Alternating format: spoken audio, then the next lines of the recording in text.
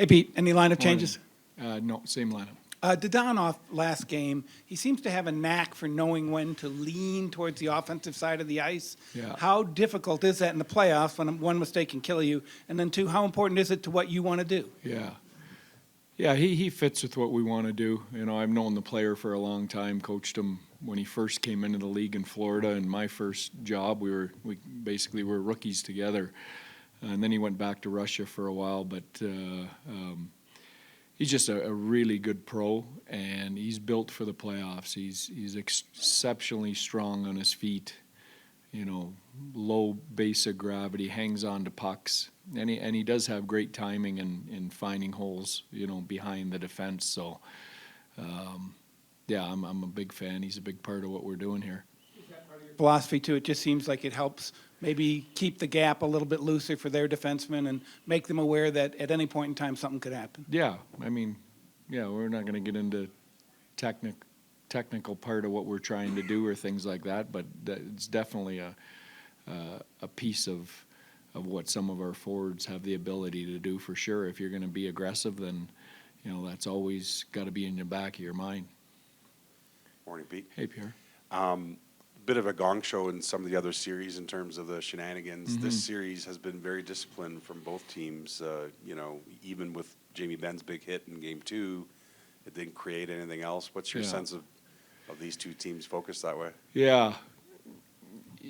You know, I think our first series with Vegas was the same. I think, and again, you know, it's hockey, right? It could turn tonight into a similar situation that you're seeing quickly, you know. So I don't want to predict anything, but I think there's a real awareness here, you know, with how closely the teams are matched, how good the special teams are on all the teams involved that are left. That, you know, if you're going to step over that line or get near that line even, you know, you're risking, you know, potentially the result of the game, you know, to do it. So, you know, I'm not sure if it's a Western Conference thing or, you know, I guess the Edmonton-Vancouver series has been physical. But, you know, I find the East, when I look at it, there's a little bit more of that than I feel there is in the West. I think you know, the Western Conference I don't think has as much as that. Hey, Pete, you mentioned after Saturday night, you know, you made adjustments following Game 1. Colorado would look at that and make their own adjustments probably tonight. Without getting into specifics, how much can you try to anticipate that? Yeah, you can try and anticipate it. You know, at the same time, there's you got to be careful not to overcoach at this time of year too. You know, I think, you know, the players really want to play, and they're at the point now. Your game is at the point, at this point of the season, should be at the point where they're moving seamlessly around the ice. They're not overthinking situations. So, you know, there's a fine line there from a coaching perspective, and too much information, too many adjustments. So, you know, we've got to be careful with that too. And then as far as momentum goes, you said Saturday, you know, it was pretty close to a perfect road performance as you could have.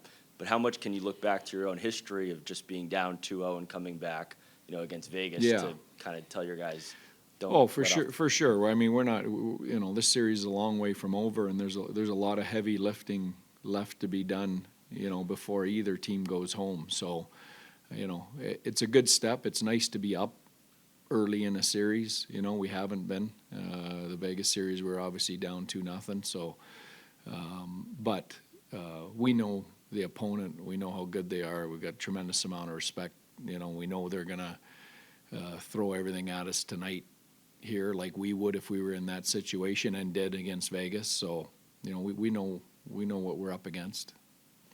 Hey, Pete, kind of a two-parter here.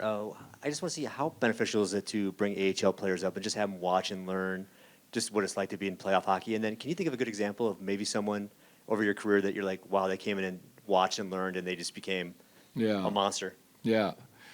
It's a good question. You know, probably the most experience we had with that was in the bubble, because we had, you know, the extra big group. Everybody took extra players, and it was a pretty big group of extra players. And, you know, in that bubble, you know, I remember a young defenseman, Nick Hague, you know, who was a draft pick that had come up, that had played in the American League. And, you know, we got a chance to be around him every day. We were in that bubble for 60-plus days. You know, it felt like 600. But, you know, you got to really, because of the situation, you know, you don't, they practice in a normal situation like this. Those guys practice at a different time. You don't really get to cross paths a lot and spend a lot of time with them. In that bubble situation, we did. And, you know, so that's probably the best example I can have of it. I think it's invaluable for them to be around and to see it and to see the preparation that goes into it, to see the commitment. You know, the ice bags that are out at the end of a night when a team wins or loses, you know, the resiliency of the group as a team moves through the playoffs. So that stuff's invaluable.